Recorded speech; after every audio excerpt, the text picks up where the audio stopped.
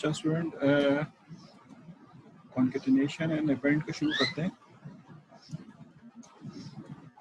Okay, concatenation and append sort of data random. ठीक, यानी हम अपेंड भी कर सकते हैं और बेसिकली कॉन्केटिनेट भी कर सकते हैं।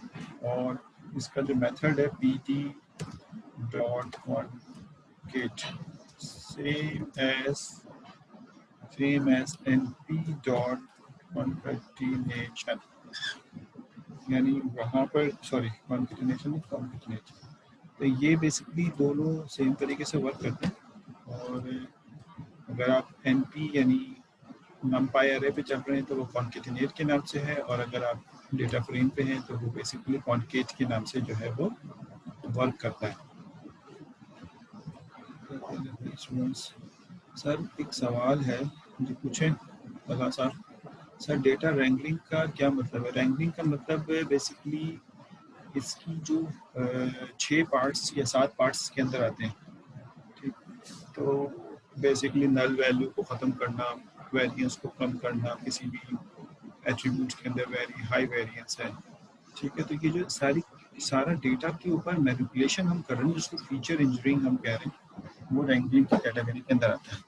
इसमें डेटा मंजिंग भी है। ठीक है, तो ये एक सिंपल वर्ड है डेटा रैंगलिंग। तो जैसे भी हम कह रहे हैं कि कॉन्केटिनेट कराना है हमें और ये करना है, तो ये डेटा रैंगलिंग की कैटेगरी में आता है इसके साथ। अच्छा, पहला बाकी प्रॉपर डेफिनेशन तो अभी गूगल करके पता चल जाएगा क्या डेफिनेशन। अच्छा सर, CSV कैसे रीड करें हैं if we are using online notebook?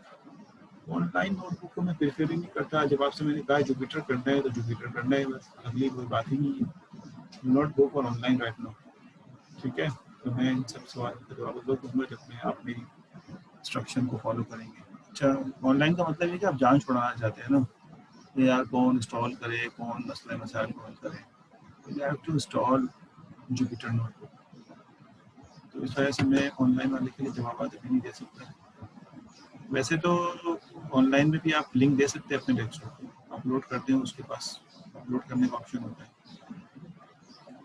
ठीक है, अपलोड कर देंगे तो फाइल वहाँ चली जाएगी। Sir all CVS downloaded from the classroom are proceeding error. तो अब आप व्हाट्सएप ग्रुप से कर लें मेरे भाई। फवाज फैसल साहब, व्हाट्सएप ग्रुप में भी हमने CVS डाल दी सारी। सर CVS रिप्लेनिश हो रहा है। अब आप व्हाट्सएप ग्रुप से CSV फाइल डाउनलोड करें। अगर व्हाट्सएप ग्रुप से कोई प्रॉब्लम आ रही है तो फिर बात करें। सर VS कोड पे कर सकते हैं अभी, तो आप जुपिटर पे करें बेहतर है। अपलोड बाकी आप जिस पे चाहे करें, फिर मैं सवाल के जवाब नहीं दे सकूँगा आपको उन चीज़ों के। अपलोड कर दूँ फाइल सेम डिक्शनरी पे? जी कर दें। इमाद साहब, XLS रीड हो रहा है बिल्कुल। XLS यानी CSV फाइल जो है वो एक्सेल पे रीड होगी। अच्छा, क्लासरूम से डायरेक्ट गूगल शीट पे जाके डाउनलोड कर लें? जी बिल्कुल ऐसे ही होगा। जब वहाँ पे खोल रहा हूँ तो वो एक्सेल शीट पे खोल रहा हूँ, वहाँ से एवैस कर लें उसको। सर व्हाट्सएप ग्रुप का लिंक दे दें या मलिक अदनान साहब, व्हाट्सएप ग्रुप का लिंक दे दें? ये अच्छा सवाल है। दे दो भाई, यहाँ पे व्हाट्सएप ग्रुप का लिंक दे दो। यहाँ पे ये कुछ चैट बॉक्स में एवरीवन के लिए व्हाट्सएप ग्रुप का लिंक भेज दो भाई। ठीक है, चलो आगे बढ़ते हैं भाई, वरना फिर इसी में फंसे रहेंगे। ये आ गया भाई ग्रुप का लिंक। थैंक यू फवाद साहब। असल में सवाल स्टूडेंट ज़्यादा हैं, सवाल बहुत ज़्यादा होंगे तो अच्छी बात है, सवाल पूछो। हमें तो खुशी होती है सवाल पूछोगे तो जवाब देंगे। लेकिन अभी जो सवाल हैं, तुम 4 वीक हो गए अभी तक अगर पाइथन इंस्टॉल नहीं की ना, तो इसका मतलब घबराहट है अभी बहुत ज़्यादा। और कोर्सेस जैसे निकाले हैं वैसे कोशिश कर रहे हैं कि वैसे निकल जाए, या फिर कम पढ़ के निकल जाए। तो पढ़ निकल भी जाएगा, तो प्राइवेट इंस्टीट्यूट में हो सकता कोई पकड़ के जो है फेल कर रहा होता है। अच्छा जी, आइए भाई, हम बात कर रहे थे पांडास की कॉन्केटिनेशन की। यानी देखो बात ऐसा होता है कि आपने देखा होगा भी मैंने या कैगल के अंदर जब भी आपको डेटा सेट दिया जाता है तो आपका डेटा सेट में ट्रेनिंग डेटा और टेस्टिंग डेटा अलग अलग होता है। ठीक हो गया। ट्रेनिंग डेटा और टेस्टिंग डेटा अलग अलग इसलिए होता है कि ट्रेनिंग डेटा में टारगेट क्लास होती है और टेस्टिंग डेटा में टारगेट क्लास नहीं होती।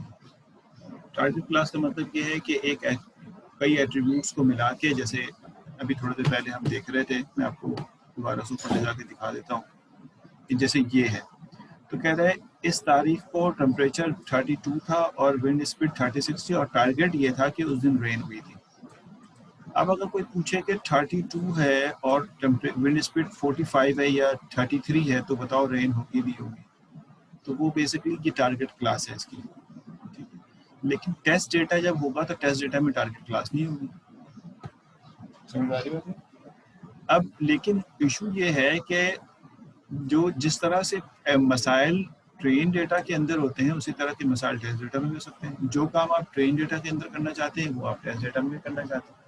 मिसाल के तौर पे आपने कहा कि मैं किसी वैल्यूज स्ट्रिंग वैल्यूज को नंबर में चेंज कर रहा हूँ, जैसे अभी थोड़ी देर पहले मैंने आपको करके दिखाया कि आपने कहा कि फला जैसे रेन है सनी है इसको मैं 1 2 3 कर रहा हूँ, या टारगेट क्लास को छोड़ दो किसी और जगह पे कोई चेंजेस कर रहे हो तो वो चेंजेस टेस्ट में भी करना पड़ेगा। ठीक है ना, ताकि एक जैसी चेंजेस नजर आए। तो आपको इन दोनों डेटा को आपस में ज्वाइन करना पड़ेगा। ज्वाइन करने के लिए कॉन्केटेनेशन लगाना पड़ेगी, कॉन्केटेनेशन करना आना चाहिए। तो इस तरह बहुत सारी जगहों पे ज्वाइन होता है, मर्ज होता है, depend on the data set कि आपका डेटा सेट कैसा होगा। तो उस बेसिस के ऊपर आप जो है बेसिकली एप्लीकेशन जो है वो अप्लाई करते हैं कि इस तरह का एप्लीकेशन जो इसके ऊपर इस्तेमाल हो सकता है। ठीक, तो अगर मैं कोई दो सीरीज पिक करता हूँ मिसाल के तौर पे, जैसे SER1 SER1, एक सिंपल सी कॉन्फ़िगरेशन समझाने के लिए PD आपको याद होगा सीरीज हमने पढ़ी थी। सीरीज कैसे बनाते हैं इसके अंदर पहले आप जो है वो डेटा लिखते हैं, फिर उसकी इंडेक्सिंग लिख देते हैं। तो आपने कहा कि A होगा, ठीक है, और मैं बहुत ही बेसिक चीज़ें बता रहा हूँ, इसकी सारा गेम फिर आप चेंज कर करके टाइम निकाल के आप सॉल्व करेंगे। डेटा है और इंडेक्स जो है, इंडेक्स इज इक्वल टू हमने कह दिया 1 2 3, ठीक है, ये SER1 हो गया। और मैं कहता हूँ Ctrl+C और उसको Ctrl+V कर लेते हैं, Ctrl+C Ctrl+V। SER2 सीरीज बना रहे हैं हम, यहाँ पे हम बना देते हैं सीरीज बहुत आसानी के लिए। अभी D सवाल पे मैं आऊँगा थोड़ी देर में, DEF लिख दो सवाल, और मैं यहाँ पे लिख देता हूँ कि मैं सीरीज को 4 5 6 कर देता हूँ। ठीक, और सीरीज को रन करता हूँ तो सीरीज SER1 SER2, ठीक, आपको दो सीरीज नज़र आ जाएंगी। ये SER1 जो है वो ये है और SER2 जो है वो SER1, अच्छा वो बाद वाली प्रिंट हो गई, SER1 को प्रिंट करा देते हैं आपने। तो ये 1 2 3 ABC और D है। अब आप इसको कॉन्केटिनेट करना चाहते हैं। ओके, कॉन्केटिनेशन तो दो तरीके से हो सकती है।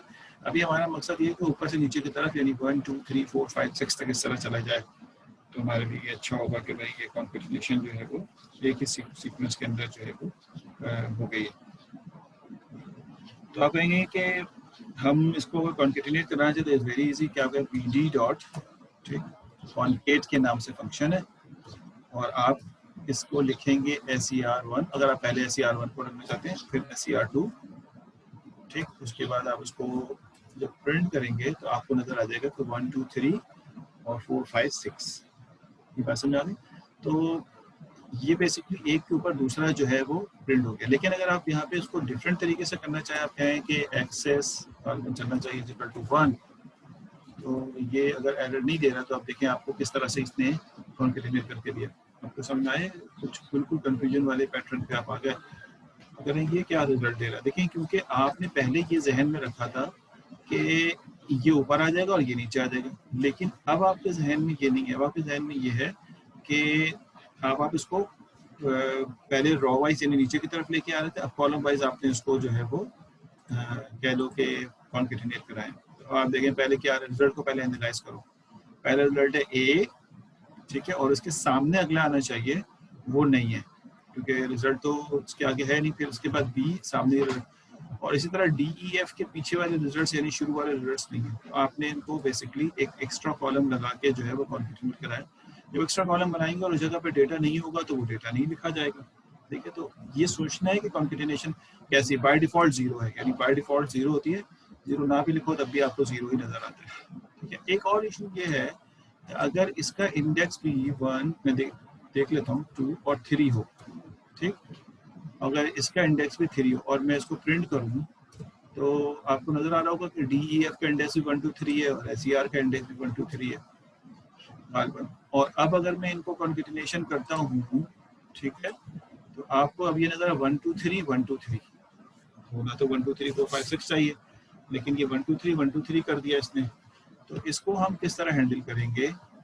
तो ये इशू जो है वो किस तरह सॉल्व होगा कि हम इनकी जो इंडेक्स है वो कॉमन हो जाए। इंडेक्स यानी हमें इसमें कोई इशू नज़र ना आए इंडेक्स के अंदर।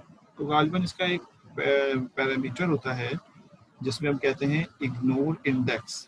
ठीक है, मैं लिख देता हूँ शायद वो चल जाए। Ignore index is equal to true, यानी आप जो एक्चुअल इंडेक्स है उसको इग्नोर करें और इसका अपना इंडेक्स बनाएं। तो मेरे ख्याल है अब देखें, अब फर्क समझ आ रहा है। यहाँ पे दोनों में 1 2 3 कर दिया हमने, तो वो कहेगा अच्छा हम इसको सॉल्व करते हैं। सॉल्व करेंगे तो देखें ये अब इसने अपना इंडेक्स जो है वो यहाँ जनरेट कर दिया 0 1 2 3 4 5। ये इम्प्लिसिट इंडेक्सिंग हो गई इसकी, और इसने कहा कि ये मेरी इंडेक्सिंग है, ये वो इंडेक्सिंग थी जो आपने दी थी इसकी। ठीक है, तो इग्नोर इंडेक्स से ये फायदा हुआ कि आपके पास जो इशू, अगर ये नहीं देंगे तो क्या इशू आ रहा था आपने देख लिया। अगर मैं इसको हटा देता हूँ तो ये आपके पास जो है वो कॉन्फिगरेशन में 1 2 3 आपको नजर आ रहा है। समझ आई बात है?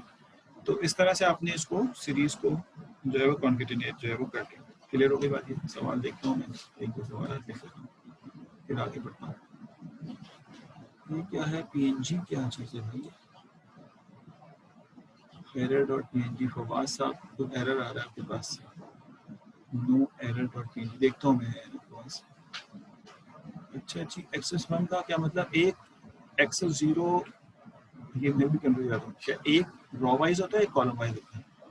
ठीक है, तो एक्सेस 0 का मतलब उसने रॉ वाइज नीचे ऐड कर दिया, यानी अगर बाय डिफॉल्ट एक्सेस 0 होता है तो मिसाल के तौर पे भाई जो तुमने पूछा है ना, तो आंसर ये है कि अगर मैंने यहाँ पर कॉन्केटिनेट करके कुछ भी नहीं लिखा तो उसका मतलब एक्सेस 0 है, तो इसने रॉ वाइज इंटर कर दिया। रॉ वाइज से मुराद क्या? कॉलम में इजाफा नहीं किया, रोज में इजाफा किया।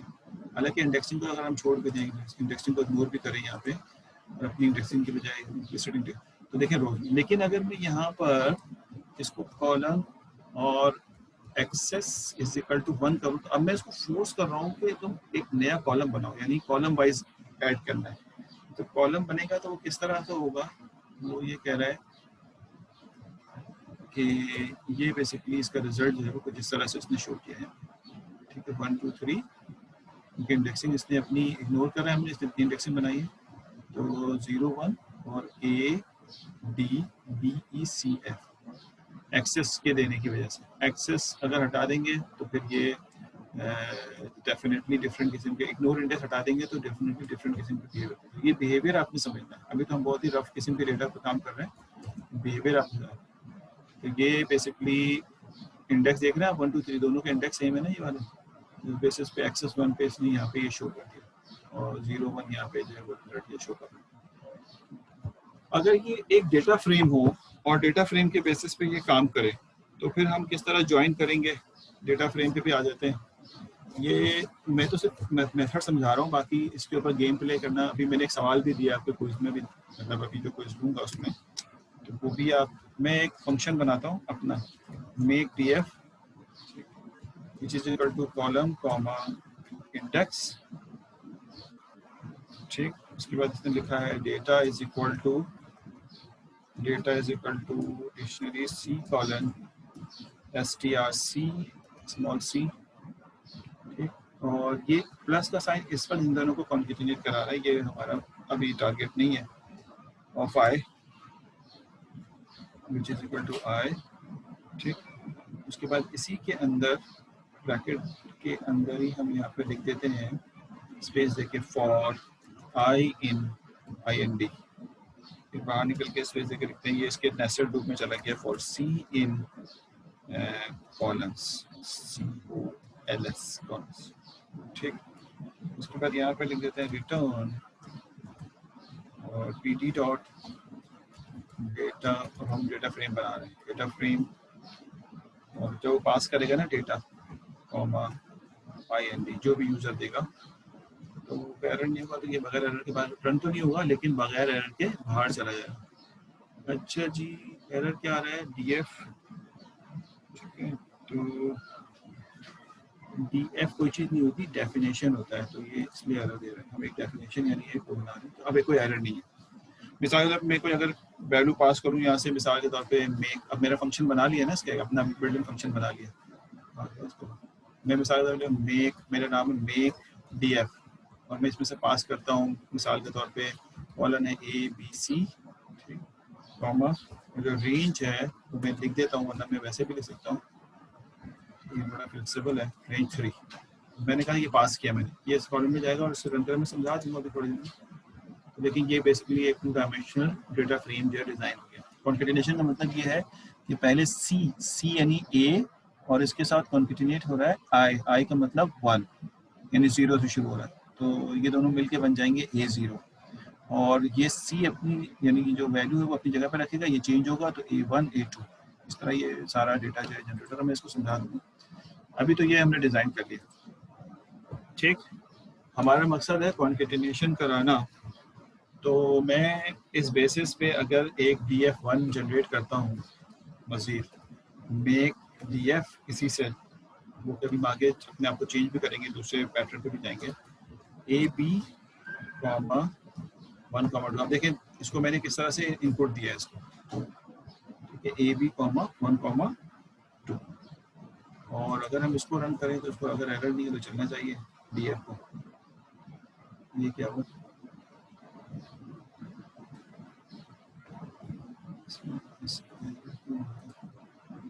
इसको DF1 को प्रिंट कराते हैं,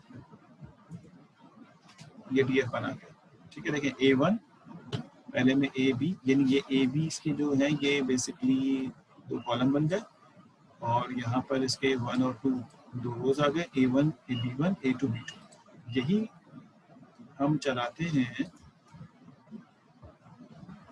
ठीक है, 2 के लिए, 2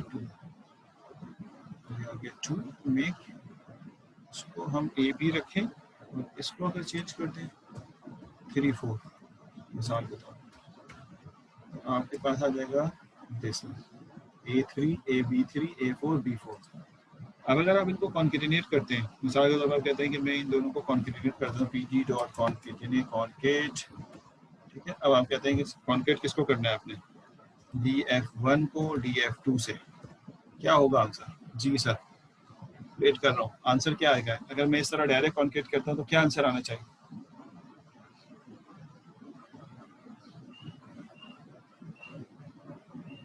आउटपुट क्या मिलना चाहिए इसका, थोड़ा सा हमें बताओ, 2 टपल्स, अच्छा, और attributes 4 tuples, Sishan 4 tuples, 4x4, 4x4, sorry machine नहीं बता पा रहा है, रॉ में एक्सटेंशन होगी,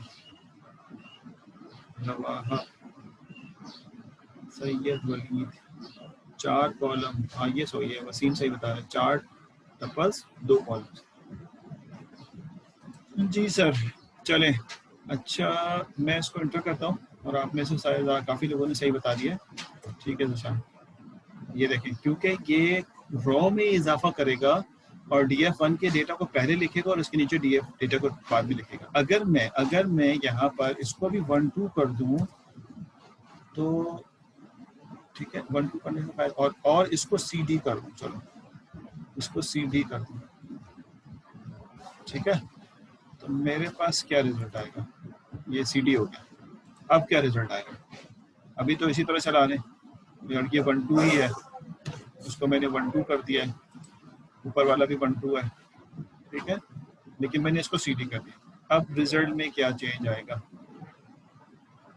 फंक्शन दिखाते हैं, फंक्शन अभी तो देखिए ये क्या आ रहा है, इसने कहा कि बहुत सारे नल वैल्यू जनरेट होंगे क्योंकि आपने बेसिकली DA1 और D2 को इस तरह से ज्वाइन किए। अब आपके पास कॉमन एट्रीब्यूट्स नहीं, गौर सुनना, कॉमन एट्रीब्यूट्स नहीं है, ठीक है। तो ABCD ने एट्रीब्यूट्स बनाए क्योंकि तो 4 एट्रीब्यूट्स थे।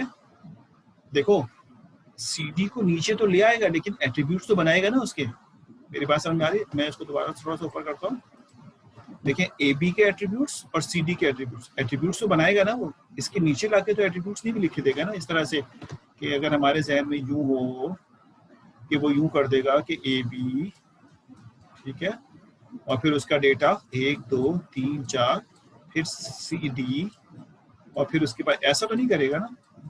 इसको लिखना तो नीचे ही है क्योंकि हमने इसको रॉ वाइज ऐड करना है। यहाँ पे एक्सेस इस वक्त 0 है,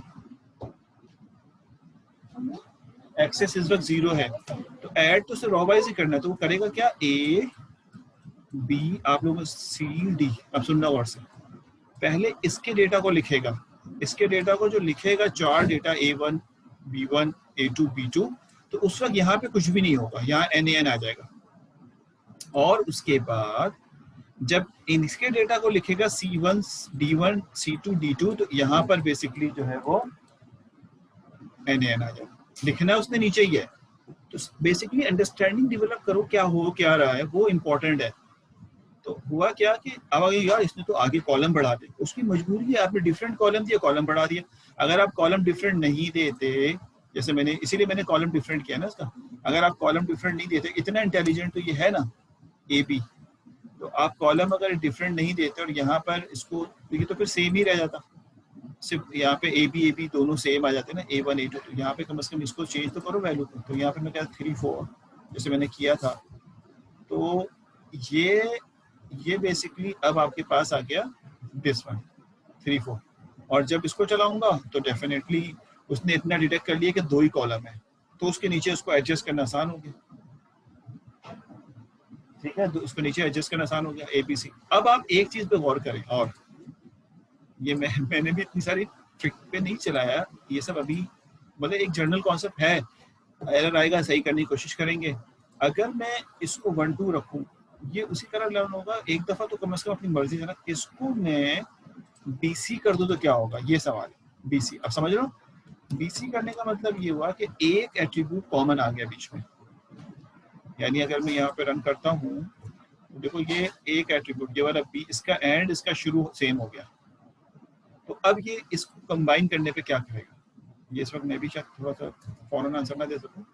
देखो ये आंसर इसका दे रहा है, यानी जो B कंबाइन है उसको रिपीटेशन में लेके आया। ये देखिए, ये रिपीटेशन नजर आ रही है, ये रिपीटेशन में लेके आ गया B1 B2 B1 B2, यानी इसने उसको कंबाइन करके। अब अगर मैं इसको ज्वाइन करता हूँ, हाँ ज्वाइनिंग पे अभी हम आए नहीं ना, अभी तो हम कॉन्केटिनेट पे हैं। ज्वाइनिंग अलग, मर्ज अलग, ये सारे मेथड अलग है ना। जैसे SQL में हम पढ़ते आए होंगे, आपने SQL में पढ़ा है, तभी सादा बासी साहब बता रहे हैं। तो एक्चुअल में ये अगर ज्वाइन करते तो हम इसका इंटरसेक्शन ले सकते थे, लेकिन इंटरसेक्शन नहीं लिया हमने, ठीक है। तो ये इस तरह के डिफरेंट चीजें जो है वो हमें यहाँ पर वर्किंग जो है इसके ऊपर करनी है। तो ज्वाइनिंग यानी कंबाइनिंग को करने के लिए जो मर्ज का मेथड है वो तो खैर मैं पढ़ाऊंगा भी नहीं, मैंने अपने नोट्स में भी लिखा हुआ है कि ये आपने खुद करना है। लेकिन हाँ, इनर और आउटर ज्वाइन हम इसको कर सकते हैं आसानी से। इनर और आउटर ज्वाइन में अगर ये इशू आ रहे हैं तो फिर हम इसको NaN को हटाने के लिए ज्वाइन का मेथड जो है वो इस्तेमाल कर सकते हैं कि ज्वाइन इसको किस तरह से जो है वो करेगा, ठीक है ना। यानी हम कॉन्केटिनेट करके मिसाल के तौर पे यहीं पे लिखते हैं, कॉमा मुझे नहीं पता क्या होगा, ज्वाइन इज JOIN, ज्वाइन, ठीक है, is equal to inner. By default शायद इनर ही होता है मुझे लगता है, तो हम इसके मेथड को पढ़ लेंगे। देखिए अब वो उसने कॉमन B1 B2 ये दे दिया खाली, और अगर आउटर करें हम, अब ये हमें थोड़ा सा उसको देखना पड़ेगा कि इनर और आउटर की जो हमारी प्रॉपर्टी है, वो जो बेसिक प्रॉपर्टी वो हम इसको पढ़ ले। यानी बाय डिफॉल्ट आउटर होता है और इनर में कॉमन इंटरसेक्शन निकालता है खाली। अब ऐसे में बात है, तो ये हमारे पास जो है वो सॉर्ट आउट करते हैं इसमें। या तो कोई कंफ्यूजन है तो बताओ, ठीक है। मैं असल में कुछ और चीज़ें भी कराना चाहता था। रिप्लेस तो मैंने करा दी ना, रिप्लेस में मैंने डेटा को रिप्लेस करना भी सिखा दिया। मिसाल के तौर पे मैं जो ज्वाइन कॉन्केटिनेट पे तो आ गया हूँ, कॉन्केटिनेशन इतना मसला वाला टॉपिक नहीं है, आप समझ जाएंगे। मैं एक डेटा सेट पे आपको ज़रा रिप्लेस भी चेक करा देता हूँ, ठीक है। मिसाल के तौर पे D F underscore T is equal to P D dot में ट्रेन कर T R A I train is equal to P D dot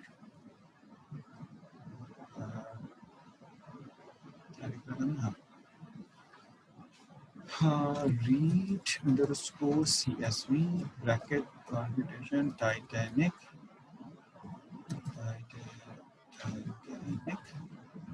ठीक है underscore train dot CSV ये समझ आ गया df underscore train। देखो इसमें तुम्हें नजर आ रहा होगा, मैं थोड़ा सा पीछे दोबारा जा रहा हूँ, इसमें नजर आ रहा होगा कि ये एक एम्बार्कमेंट का एक कॉलम है और एम्बार्कमेंट के कॉलम के अंदर डिफरेंट वैल्यूज हैं, एस है, सी है, क्यू है, ठीक है ना। अगर मैं इसको चेंज करना चाहूँ न्यूमेरिक डेटा के अंदर तो मेरे पास आ जाएगा, ये देखना गौर से। मैं कहूँ कि मैंने कहा df underscore train dot info, या आपके पास एम्बार्कमेंट के अंदर जो है वो 889 डेटा है, यानी 3 डेटा ऐसा है जो कि अभी इसके अंदर एम्प्टी है, बल्कि 2 डेटा, टोटल 18 2 डेटा ऐसा जो एम्प्टी है। उसको फॉरवर्ड फिल कर लेते हैं हम लोग, तो फॉरवर्ड फिल करके हम उसको आसानी जो है वो सॉल्व कर सकते हैं कि किस तरह से हम इसका डेटा जो है फॉरवर्ड फिल करें, और ताकि इसको जो है फिल कर लिया जाए। मैं जो बात बताना चाह रहा हूँ थोड़ा सा कैटेगोरिकल डेटा के ज़मरे में, अभी हमने कॉन्केटिनेशन को पूरा तो नहीं किया, लेकिन क्योंकि क्विज से रिलेटेड कोई बात बतानी है तो मैं इसलिए इसको यहाँ पे फिल कर रहा हूँ। मिसाल के तौर में कहता हूँ कि df अंडरस्कोर ट्रेन, ठीक है, और मैं यहाँ पर हूँ एम्बार्कमेंट में, एम्बार्क के अंदर एक होल्ड करना, एक होल्ड करना।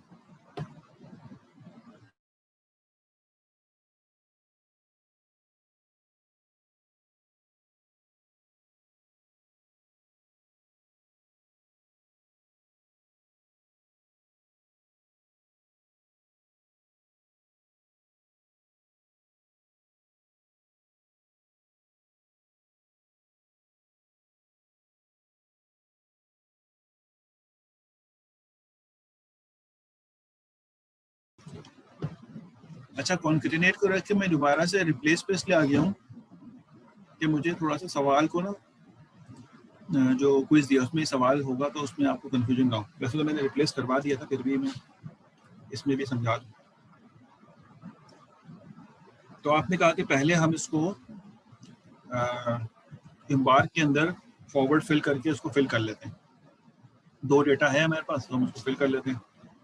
तो हमारे पास जो मेथड है वो हम यहाँ पे लगा रहे हैं, एम्बार्क डॉट, सही है, fill N A bracket method is equal to forward fill. ठीक, मैं सवाल लेता हूँ उनका, और मैंने कहा कि इसके अंदर जो है तो हम इन प्लेस कर देते हैं इज इक्वल टू ट्रू, ठीक। और उसके बाद जब मैं df underscore train dot info लूँगा ना, इतने सारे सवाल पूछ रहे हैं, तो देखो ये 891 हो गए, जो 2 अननोन थे वो फिल हो गए। अब हमने देखा कि इसके अंदर जो डेटा है वो 3 फॉर्मेट का है। ये भी मुझे लग रहा है कोई ना कोई मेथड मिस कर रहा हूँ कि मैं ये देख सकूँ कि इस एट्रीब्यूट के अंदर कौन कौन से वैल्यूज हैं, ग्रुप बाय करके हम निकाल सकते हैं। तो एस एस सी और क्यू है, एस सी और क्यू। तो मैं अगर यूँ लिखता हूँ फिल करने के लिए, जैसे हमने अभी कहा कि हमें किसी एक में ही चेंज करना है, तो मैं लिखता हूँ df अंडरस्कोर ट्रेन, ठीक है, which is equal to, sorry, train के अंदर एम्बार्क में जाएं, ठीक है, इम्बार्क में आपने करना क्या है, रिप्लेस करना है, और इम्बार्क को रिप्लेस करना है। तो TF_train ब्रैकेट रोटेशन इम्बार्क, ठीक। और इसमें आपने, इस वाले में आपने रिप्लेस करना है ब्रैकेट, किस चीज़ को रिप्लेस करना है आपने, आप कहेंगे इसी कॉलम में जो रिप्लेसमेंट, अब देखो रिप्लेसमेंट में मैंने स्पेसिफिक कॉलम बताया, पीछे जो मैंने कहा था ना कि आपको इस कॉलम पे करना चाहिए, तो मैं आगे बताऊंगा। तो यहाँ पे बता रहा है कि आपने करना है एस सी और क्यू के अंदर, ठीक है, सॉरी क्यू के अंदर, ठीक। और आपने कहा हमें इसको कर देना है 0, 1 और 2, ठीक। अब अगर हम इसको रन करते हैं कोई एरर ना हो तो चल जाएगा, चल गया ये। तो मैं कहता हूँ कि TF ट्रेन को रन करें।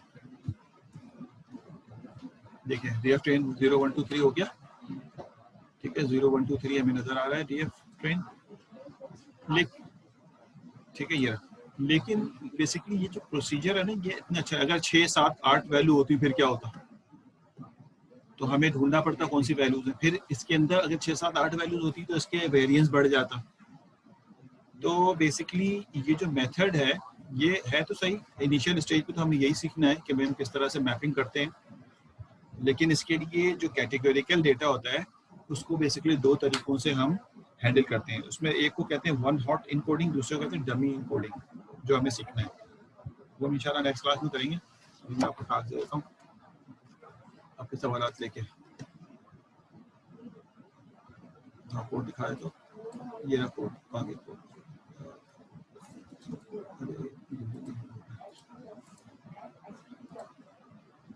ये कोड लाइन नंबर 436 पे। अच्छा जी, काउंट्स में तो काउंट बताएगा ना, हमें वो टाइप चाहिए। ये तो मैंने कर लेंगे हम, DF ट्रेन, अच्छी बात है वसीम जी, तुमने सही बताया, हम यहाँ पे काउंट भी कर सकते हैं कि कितने टाइप्स हैं, लेकिन कौन सी टाइप्स है ये देखना चाहता हूँ ताकि उनको चेंज करो, ठीक है। डिड नॉट वर्क ओपन करके सेव एस CVS में करो हो जाएगा। जी बिल्कुल ऐसे ही सही कह रहे हैं रिजवान साहब ने, सही कहा है, बिल्कुल चलेगा। आप थोड़ी मेहनत करो यार, 8वें 7वें सेमेस्टर का स्टूडेंट, इतनी छोटी सी बात है, परेशान हो। सर इंटरनेट डिस्कट हो रहा है बार बार, प्लीज क्विज अगर नहीं तो अपलोड कर दीजिए। हाँ अपलोड कर रहा हूँ, ठीक है। मैं क्विज अटेंडेंस ले रहा हूँ, फिर उसका क्विज अपलोड कर रहा हूँ। और वसीम और जो दूसरे स्टूडेंट्स हैं जो सिर्फ ऑडिट कर रहे हैं, तो काइंडली किसी स्टूडेंट की हेल्प कोई भी नहीं करे। जो ऑडिट के लिए आए हुए हैं स्टूडेंट, वो काइंडली किसी स्टूडेंट की हेल्प ना करें।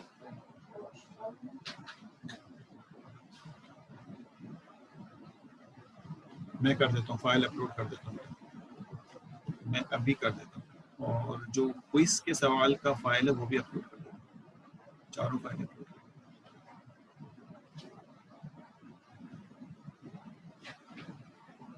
अच्छा जी, अटेंडेंस पे आते हैं, फिर उसके बाद क्विज के सवाल। पहले क्विज के सवाल दिखाया ये आपने, वैसे तो मैंने 4 o'clock तक का टाइम दिया, मैं टाइम एक्सटेंड कर दूंगा उसका।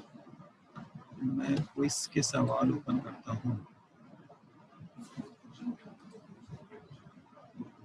ये इस क्विज आज ही जमा कराना है, वो क्विज तो कल के लिए तक का था, थोड़ा बड़ा क्विज है, ये तो आज ही के आज जमा कराना है अभी। ये है क्विज, ठीक, आपको नजर आ रहा हो।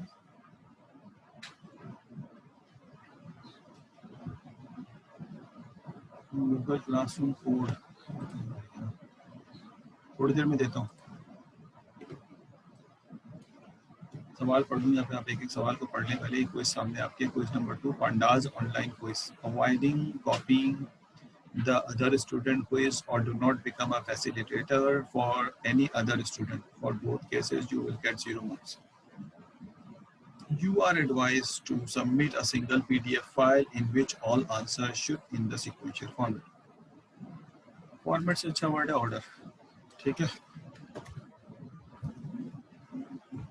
तो sequential order.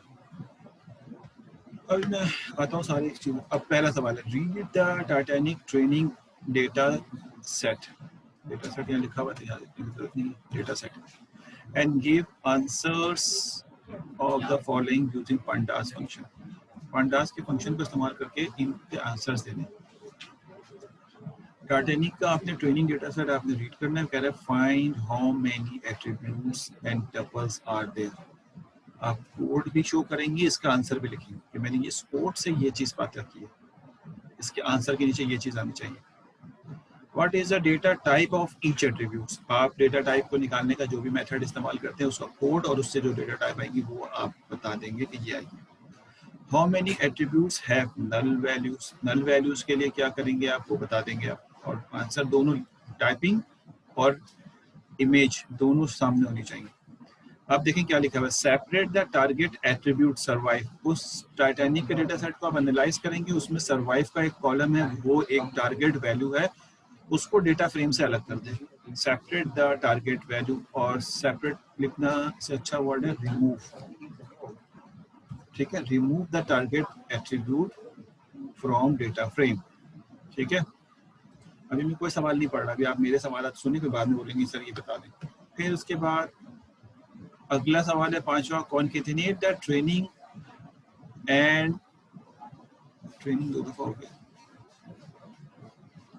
Concatenate the training and testing data. अब मैं आपको जब ये वाला सवाल, सब सारे सीक्वेंस में चल रहे हैं सवाल, जब आप रिमूव कर लेंगे तो सर्वाइव खत्म हो जाएगा। अब आपके पास टेस्टिंग डेटा भी आपके पास मौजूद होगा, वो आप वो कॉलम ही रिमूव करना है। रिमूव करने का मतलब है वो कॉलम रिमूव कर देंगे, यानी अब आपके पास जो डेटा फ्रेम नजर आए उसमें वो कॉलम नजर नहीं आना चाहिए सर्वाइव का।